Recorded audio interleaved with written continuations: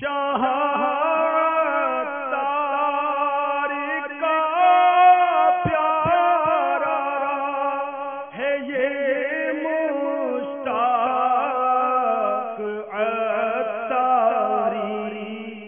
جو اچھی صحبت میں رہے گا وہ ان جیسا ہی کہلائے گا کہ اصحاب کہف کا کتا باوجود نجس اور ناپاک ہونے کے نیک لوگوں کی صحبت میں تھا رہا تو آج وہ کتا ان کے ساتھ آرام کر رہا ہے، بلکہ یہ کتا الحم بن باورا کی شکل میں جنت میں جائے گا. کس کی وجہ سے؟ اصحاب کہف کی وجہ سے.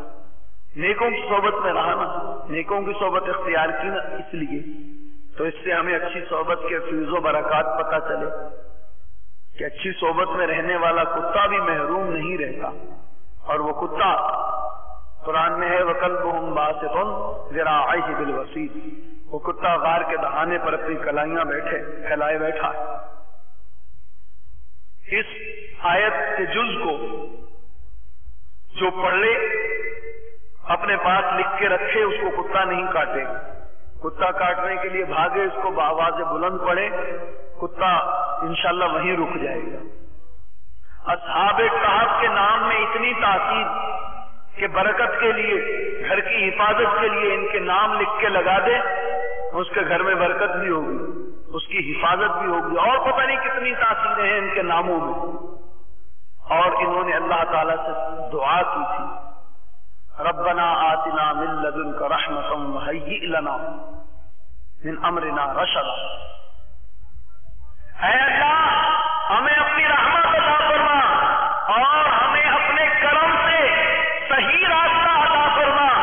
اخلاص کے ساتھ جو اچھے راستے کی دعا مانگے، سچائی کی دعا مانگے، اللہ تعالیٰ خود بخود اس کے لیے راہیں بنا دیتا ہے.